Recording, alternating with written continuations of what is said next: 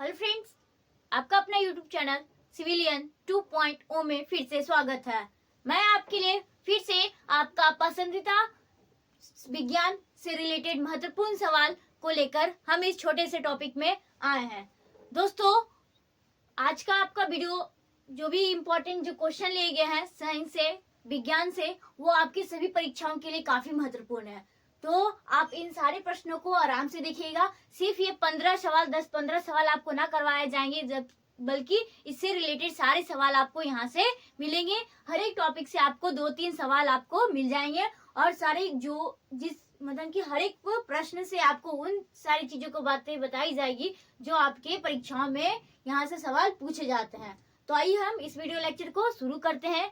आप किसी भी सरकारी परीक्षाओं की तैयारी कर रहे हैं, चाहे रेलवे हो, चाहे एसएससी जेईई हो, बिहार पुलिस हो, किसी भी तरह का एग्जाम आप दे रहे हैं, तो आप आराम से इस क्वेश्चन के माध्यम से आपको आसानी से यहाँ से 2-3-4 सवाल आपको मिल जाएंगे हर एक परीक्षाओं में। चाहे आप ग्रुप डी की एग्जाम दे रहे हो, एनटीपीसी की एग्जाम दे रहे हो, रेलवे की कोई भी एग्जाम दे रहे हैं, एसएससी की कोई भी एग्जाम दे रहे हैं, तो जिसमें जीके जीएस साइंस से पूछे जाते हैं सवाल, आपको यहाँ से 1-2 प्रश्न आपको जरूर मिल जाएंगे। ठीक है, आइए हम दोस्तों इस वीडियो लेक्चर को शुरू करते हैं। तो जानते हैं कि विज्ञान के कुछ महत्वपूर्ण क्वेश्चंस हम लेके आए हैं, जिसको एक एक करके हम हल करते जाएंगे। ठीक है, तो आपको जहां पे इंपॉर्टेंट लगेगा आप उसको नोट डाउन कीजिएगा और एक एक करके याद करते जाइएगा, समझते जाइएगा, पढ़ते जाइएगा। तो शुरू करते हैं पहला सवाल से कि मिश्रित ग्रंथि कौन है? तो हमारे पूरे शरीर में एकमात्र एक अंग है, मतलब एक ऐसी ग्रंथि है जो केवल मिश्रित ग्रंथि है। अगर बात की जाए ग्रंथि के बारे में तो इंग्लिश में इसको ग्लैंड बोलते हैं। ठीक है, तो अगर ग्लैंड के बारे में पूरी जानकारी आपको चाहिए तो आपको हमने पिछले वीडियो लेक्चर में प्रोवाइड कर दिए हैं। आप अगर आप चैनल को सब्सक्राइब किए होंगे तो आपको आसानी से वो वीडियो लेक्चर आपको आसानी से प्रोवाइड हो जाएंगे। आप देख लीजिएगा, यूट्यूब पे डाला हुआ है हमारे चैनल पे, तो आप वहां से ग्रंथि ग्लैंड की पूरी जानकारी, आपको अंतःस्रावी ग्रंथियां और बाह्यस्रावी ग्रंथियां, सारी चीजें आपको डिटेल में बताई गई है। तो यहाँ पे हम जानेंगे कि मिश्रित ग्रंथि की बात की जाए तो मिश्रित ग्रंथि किसे कहेंगे दोस्तों? तो वैसी ग्रंथियां जो क्या करती है, हार्मोन्स और एंजाइम यानी कि दोनों का काम करती है, दोनों का श्रावण करती है। तो हार्मोन्स कौन से ग्रंथि श्रावित करती है और एंजाइम कौन सी ग्रंथियां श्रावित करती है, तो इन सारी बातों को जानते हैं। सबसे पहले जानेंगे दोस्तों हार्मोन्स कौन से। तो हार्मोन्स होते हैं जो क्या होते हैं, आपका हो जाएगा ये अंतःस्रावी ग्रंथियां होती है जो क्या करती हैं, हार्मोन का स्रावन करती है। जबकि अगर बात की जाए एंजाइम का स्रावन कौन करता है दोस्तों, तो एंजाइम का आपका हो जाएगा, तो ये आपका बाह्यस्रावी ग्रंथियां होती है जो क्या करती है,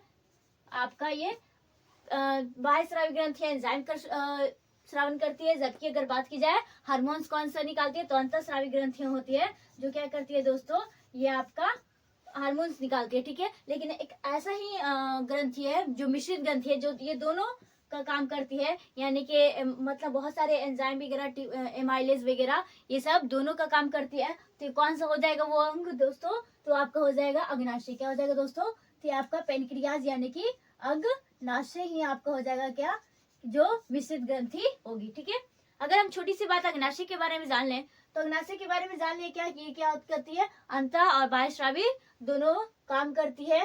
तो ये क्या करते हैं, हमारे पाचन में भी बहुत सारे सहायता करती है। इससे बहुत सारे ऐसे एंजाइम्स, हार्मोन्स निकलते हैं जो हमारे पाचन के लिए क्या करती है, बहुत ही ज्यादा महत्वपूर्ण भूमिका निभाती है।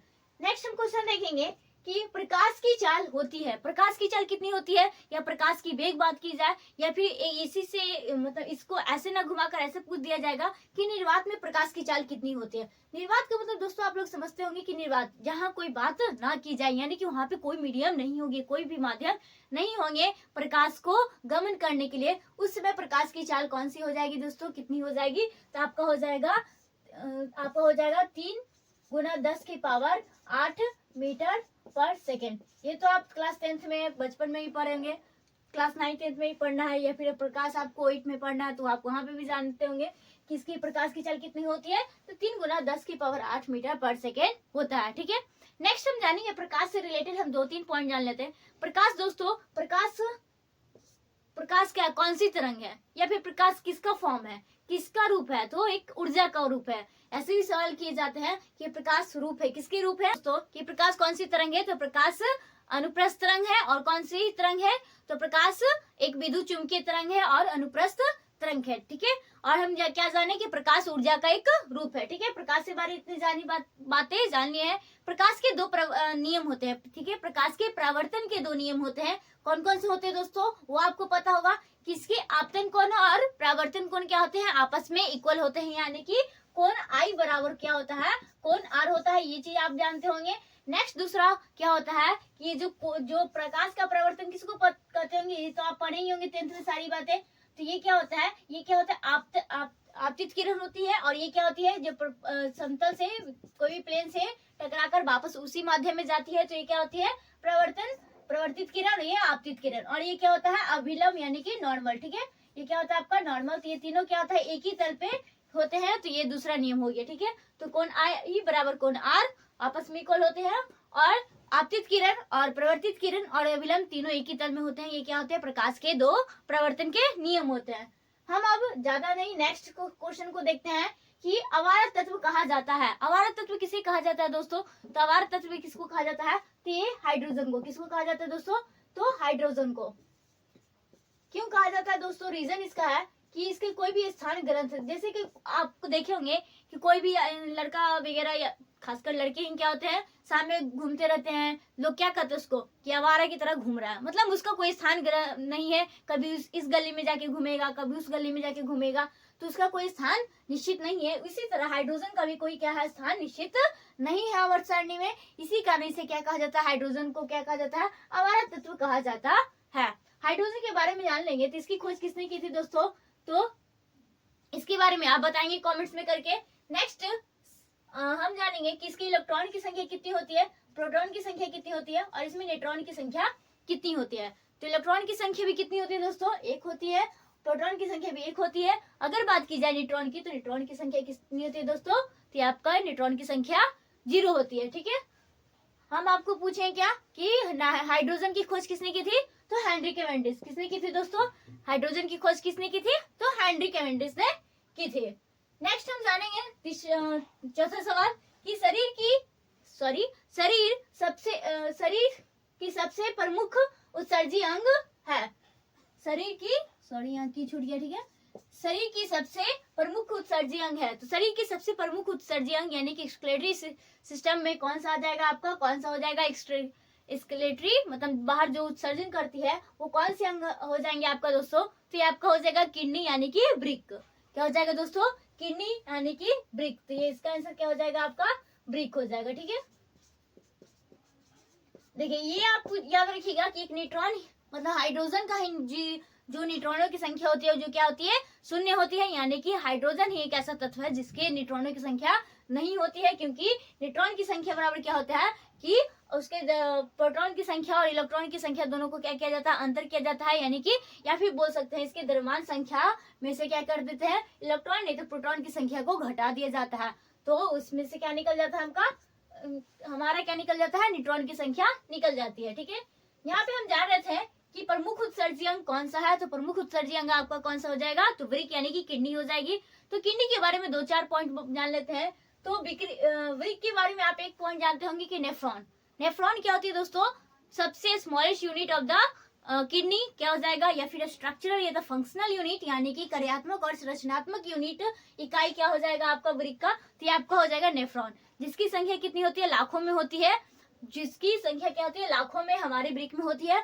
और वृक्क की संख्या कितनी होती है दोस्तों, तो ये आपका 2 संख्या होती है। वृक्क की संख्या कितनी होती है दोस्तों, टोटल 2 होती है। हमारे शरीर में वृक्कों की संख्या किडनी कितनी होती है, तो 2, जिससे कि एक से आईफोन लिया जाता है और दूसरे से काम चला जाता है।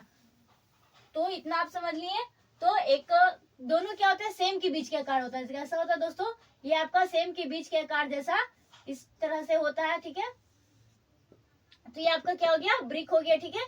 जिसका इस्तेमाल हम लोग क्या करते हैं, उत्सर्जी यानी कि हमारे शरीर से जो भी अवांछनीय पदार्थ होता है ये क्या करता है, ये अमोनिया को यूरिया में बदलता है। सॉरी, ये हमारे रक्त से ही रक्त को शुद्ध करता है। क्या कौन दोस्तों, तो ब्रिक क्या करता है, हमारे रक्त को क्या करता है, शुद्ध करता है और उसको यूरिया में बदलता है। जिससे कि क्या होता है, जो हमारे वेस्ट मटेरियल जितने भी होते हैं, वेस्ट चीज, वो क्या होता है, हमारे शरीर से बाहर निकल जाते हैं, ठीक है। तो ये किडनी का ही इसका काम हो जाता है। इसका सबसे स्मॉलेस्ट यूनिट बोले या फिर स्ट्रक्चरल और फंक्शनल यूनिट, कार्यात्मक और रचनात्मक यूनिट क्या हो जाएगा आपका, तो नेफ्रॉन हो जाएगा। क्या हो जाएगा दोस्तों, तो नेफ्रॉन हो जाएगा, ठीक है। नेक्स्ट हम जानेंगे कि समकोण का ईसाई यूनिट या समकोण का ईसाई मात्रक क्या होता है। तो समकोण आप बचपन में पढ़े होंगे, समकोण और ठोस कोण, यानी कि 10th में आप जाते हैं तो फर्स्ट चैप्टर ही आपका होता है क्या, मीटर एंड डायमेंशन, ठीक है। तो वहीं से आपका ये सवाल आता है कि समकोण का एसआई मात्रक क्या होता है। तो ये आपका हो जाएगा क्या दोस्तों, तो रेडियन। क्या चाहिए होता है, तो रेडियन, यानी कि कोण को हम लोग किस में मापते हैं, तो रेडियन में मापते हैं। तो रेडियन में किसको मापते हैं, कोण को।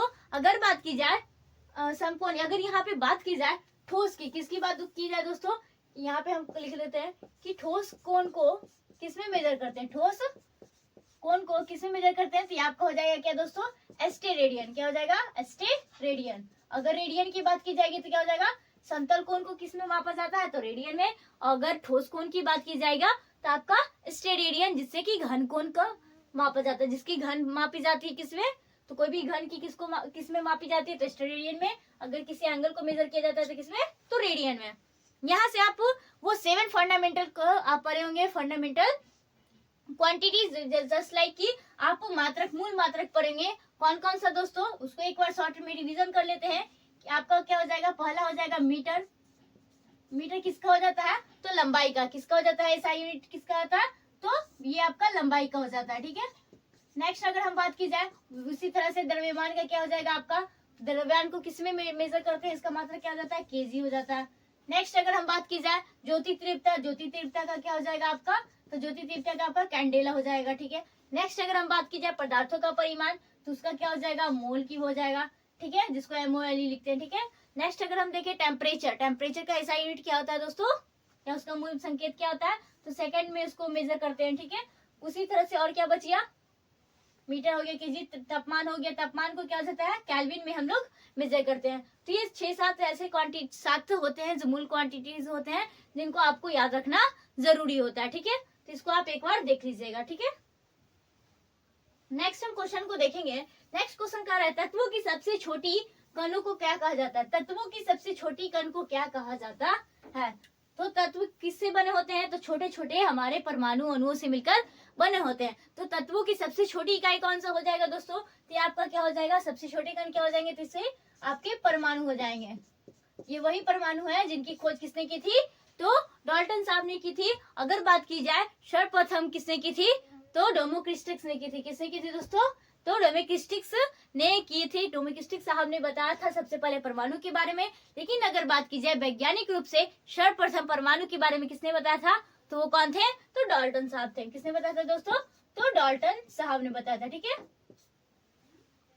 नेक्स्ट क्वेश्चन हम देखते हैं कि सबसे बड़ी हड्डी, हमारे शरीर की सबसे बड़ी हड्डी कौन सी हड्डी होती है दोस्तों, तो हमारे शरीर की सबसे बड़ी हड्डी क्या हो जाएगी आपका, तो फीमर। क्या हो जाएगी दोस्तों, फीमर, जो कि कहाँ स्थित होती है दोस्तों, हमारे जांघ में होती है। कहाँ होती है, तो जांघ में होती है। सबसे बड़ी हड्डी कौन सी हो जाएगी, तो फीमर हो जाएगी, जो कहाँ है, तो जांघ में होती है। यहीं पे आपको सवाल पूछ दी जाएगी कि छोटी हड्डी क्या, अगर बात की जाएगी छोटी हड्डी कौन सा हो जाएगा दोस्तों, स्टेपिस। क्या हो जाएगा दोस्तों, स्टेपिस। ये कहाँ होती है, तो ये कान में होती है। कहाँ होती है दोस्तों, ये कान में होती है। अगर ये बात की जाए जांघ, तो इसकी ये मतलब जांघ क्या, सॉरी फीमर क्या होती है, सबसे बड़ी हड्डी होती है, जो कहाँ स्थित होती है, ये जांघ में होती है। अगर छोटी हड्डी की बात की जाए तो ये स्टेपिस होती है, जो कि कान में होती है, ठीक है। अगर यहीं पे बात की जाए सबसे चमकीली हड्डी कौन सा हो जाएगा दोस्तों, तो चमकीली में आपका हो जाएगा, क्या हो जाएगा, टिबिया। टिबिया क्या होती है, सबसे चमकीली हड्डी होती है, ठीक है। चमकीली हड्डी क्या हो जाएगा आपका, तो टिबिया। अगर यहीं पे बात की जाए सबसे मजबूत हड्डी कौन सी हो जाएगी, तो ये जबड़ा दिख रहा है ना, ये जबड़े की हड्डी क्या होती है, सबसे मजबूत होती है। तो याद रखिएगा कि जबड़े की हड्डी क्या होती है, मजबूत होती है। तो सबसे मजबूत हड्डी बात की जाए तो क्या हो जाएगा दोस्तों, तो जबड़े की हड्डी। क्या हो जाएगा, जबड़े की हड्डी, ठीक है।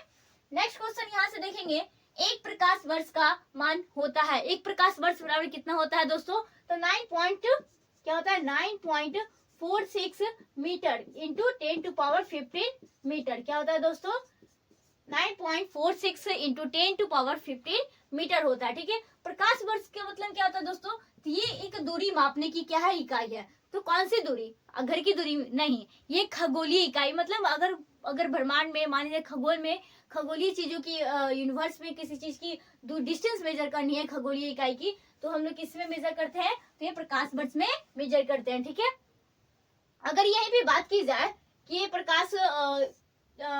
एक प्रकाश वर्ष का मान कितना होता है, तो 9.46 मीटर में होता है। अगर यहीं पे बात की जाए किलोमीटर में बात की जाए तो ये आपका क्या हो जाएगा, 12 की जगह 15 हो जाएगा, यानी कि 1000 से भाग दे देंगे तो कितना हो जाएगा 9.46 गुना 10 की पावर 12 किलोमीटर में आ जाएगा। ठीक है, नेक्स्ट क्वेश्चन हम देखेंगे दोस्तों, सबसे हल्की धातु, क्या कह रहा है क्वेश्चन कि सबसे हल्की धातु कौन है। सबसे हल्की धातु आपका कौन सा हो जाएगा दोस्तों, तो लिथियम। सबसे हल्की धातु कौन सी हो जाएगी दोस्तों, तो लिथियम।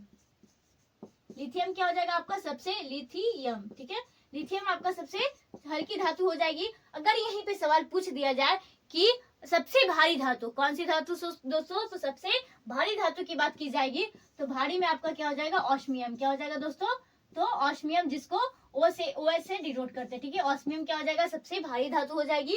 अगर बात की जाए लिथियम क्या हो जाएगा, सबसे हल्की धातु हो जाएगा। अगर यहीं पे बात की जाए ऑस्मियम का परमाणु संख्या कितनी होती है, तो ऑस्मियम की परमाणु संख्या कितनी होती है दोस्तों, 76 होती है, यानी 76। और लिथियम का क्या हो जाएगा, इसको तो आपको पता ही है, हाइड्रोजन, हीलियम और लिथियम, यानी कि तीसरे नंबर पे ये क्या आता है, लिथियम का स्थान आता है।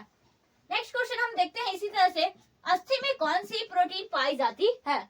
अस्थि में कौन सी प्रोटीन पाई जाती है, तो अस्थि में आपका कौन सा प्रोटीन पाया जाता है दोस्तों, तो ओसिन नामक प्रोटीन पाया जाता है। कौन सा नामक दोस्तों, तो ओसिन नामक प्रोटीन पाया जाता है कहाँ, तो हमारी हड्डियों में। ठीक है, नेक्स्ट क्वेश्चन, यहाँ से हम एक सवाल ये जान लेंगे दोस्तों कि एक सवाल पूछे जाते हैं कि हड्डियों और हड्डियों, क्या दोस्तों, अस्थि यानी कि बोन्स और प्लस बोन्स, यानी कि अस्थि और हस्ती जो मिलती है उसमें कौन से उत्तक, मतलब जो जिस उत्तक से मतलब ये दोनों हमारी हड्डियां क्या होती है, एक दूसरे से क्या होती है, जुड़ी होती है, तो किस उत्तक के द्वारा ये जुड़ी होती है, तो लिगामेंट। क्या दोस्तों, तो लिगामेंट के थ्रू क्या होती है, अस्थि अस्थि से जुड़ी होती है। अगर यहीं पे सवाल ये पूछा जाए कि अस्थि और मांस, क्या दोस्तों, या मांस या अस्थि और मांस किन चीजों से आपस में जुड़ी होती है, किस उत्तक से द्वारा दोस्तों, तो ये आपका हो जाएगा टेंडन। क्या हो जाएगा दोस्तों, टेंडन। तो इसको आप कंफ्यूज नहीं कीजिएगा, अस्थि अस्थि की बात की जाएगी तो लिगामेंट हो जाएगा, और अस्थि और मांस को कौन जोड़ता है दोस्तों,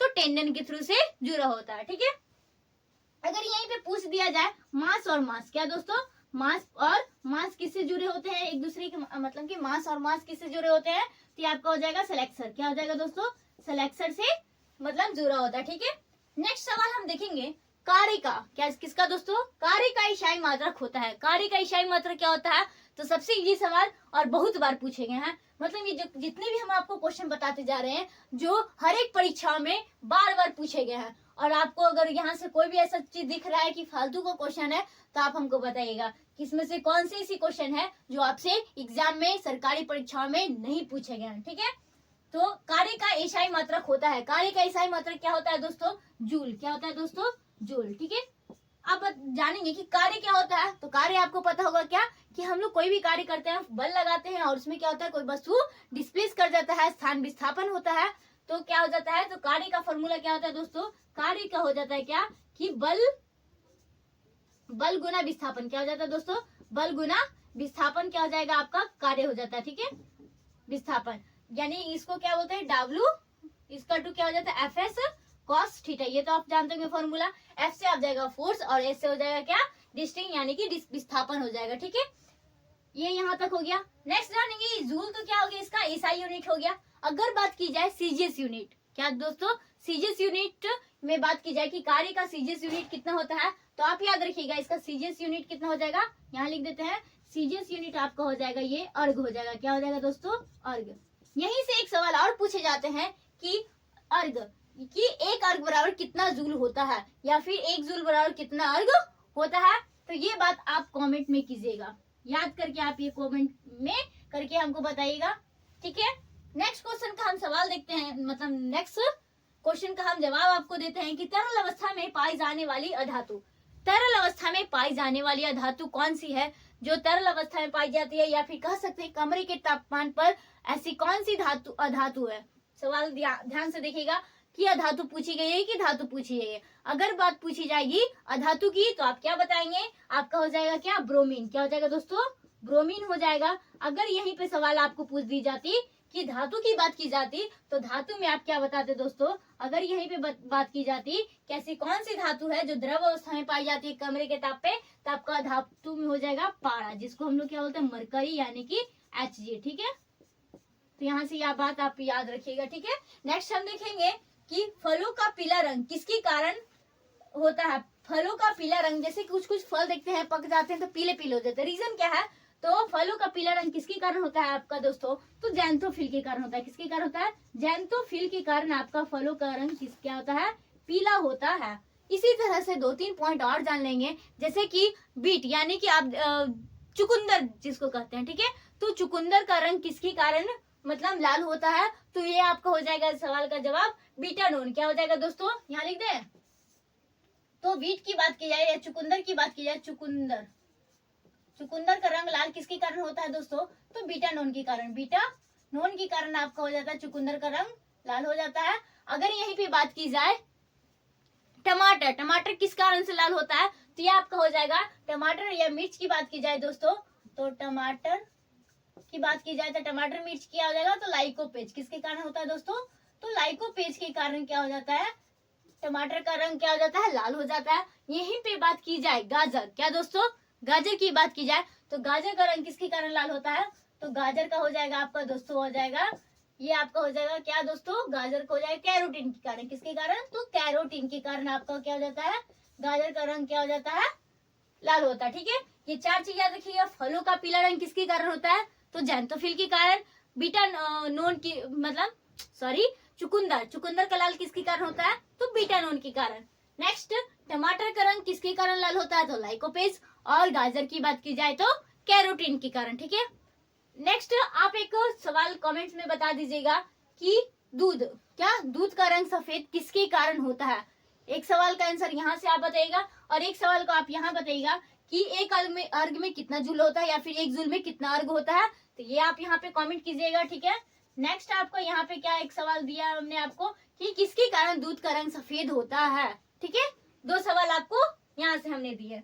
ठीक है, नेक्स्ट क्वेश्चन क्या कर रहा है, एक अश्व शक्ति किसके बराबर होता है। एक अश्व शक्ति इंग्लिश में क्या बोले, तो हॉर्स पावर। क्या दोस्तों, एक हॉर्स पावर किसके बराबर होता है, तो एक हॉर्स पावर बराबर कितना होता है, 746 वॉट। कितना होता है दोस्तों, 746 वॉट होता है।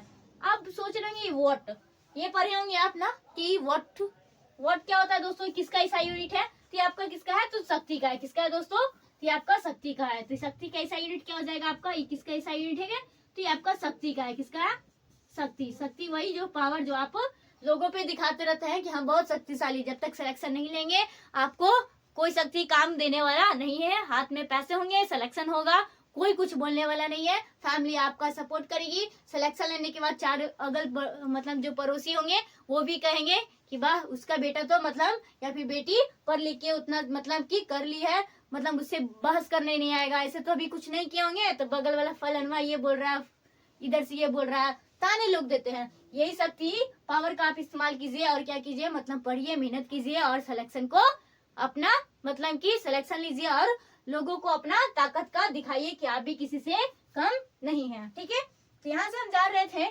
कि किसका ईसाई यूनिट है, तो शक्ति का ईसाई यूनिट किसका है, तो शक्ति का ईसाई यूनिट कितना है, क्या होता है, तो वॉट होता है। ठीक है, और इसके बारे में शक्ति के बारे में जान लेंगे तो शक्ति जैसे कि हम कार्य के बारे में बताएं तो कार्य क्या होता है, तो बल गुना विस्थापन होता है। उसी तरह से अगर हम बात की जाए शक्ति किसको कहते हैं, तो 1 सेकंड में किया गया कार्य, क्या दोस्तों, प्रति सेकंड में किया गया कार्य क्या कहलाएगा आपका दोस्तों, शक्ति कहलाएगा। ठीक है, तो यहाँ पे आप लिख सकते हैं कि शक्ति यानी कि पावर क्या होता है, तो वर्क बाय टाइम। क्या होता है दोस्तों, वर्क बाय टाइम। और इसी का ये यूनिट क्या हो जाएगा दोस्तों, वर्क को हम लोग क्या बोलते हैं, जूल बोलते हैं। और यहीं पे टाइम का क्या हो जाता है, सेकंड। तो जूल बाय सेकंड को ही हम लोग क्या बोलते हैं, वॉट कहते हैं। ठीक है, तो यहाँ से इतना बात आप याद रखिएगा। ठीक है, नेक्स्ट हम देखेंगे कौन सा अधातु विद्युत का सुचालक होता है। कौन सा धातु विद्युत का सुचालक होता है, तो ये सवाल हम बता दें कि कमेंट्स में कर दें। 2 सवाल हो गए, रहने दीजिए, इसको हम ही बता देते हैं। ठीक है, कौन सा अधातु विद्युत का सुचालक होता है, तो कौन सा धातु है दोस्तों, तो आपका हो जाएगा ग्रेफाइट। क्या हो जाएगा दोस्तों, ग्रेफाइट। अब ग्रेफाइट के बारे में आपने सुनी होंगे, ग्रेफाइट कहाँ होते हैं, पेंसिलों की नोक में होती है। कहाँ दोस्तों, जो पेंसिल वगैरह जिससे आप लिखते हैं ना वो ग्रे कलर की होती है, वो क्या होती है, ग्रेफाइट होती है। ठीक है, उसमें क्या होता है, करंट पास कर सकती है। वो क्यों कहा जाता है कि पेंसिल को लाइन में ना मतलब बोर्ड वगैरह में ना डालें, जिससे क्या हो सकता है कि करंट लग सकते हैं। ये क्या होता है, विद्युत का सुचालक होता है। तो ऐसी कौन सा धातु है जो विद्युत का सुचालक होता है? तो ये क्या है, अपवाद है अधातु का। ठीक है, धातु धातु के बारे में बहुत सारी बातें आप तो जानते ही होंगे। ठीक है, तो ऐसे ही आपको मतलब कैसा लगा, ये इंपॉर्टेंट क्वेश्चन है, आप इसको अच्छे से पढ़िएगा, समझिएगा। तो आशा करते हैं कि आपको हमारा वीडियो लेक्चर अच्छा लगा होगा।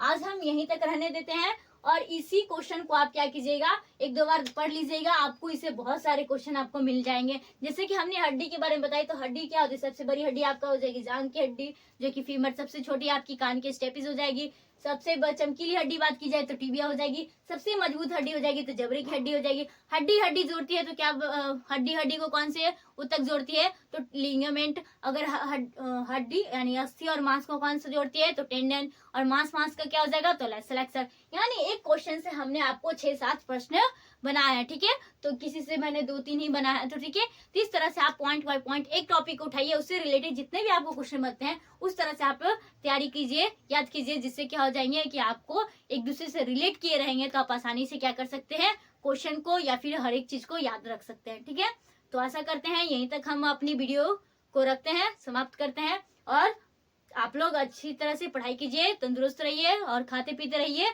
और साथ में पढ़ाई करते रहिए। ठीक है, तो यहीं तक रखते हैं। थैंक यू दोस्तों।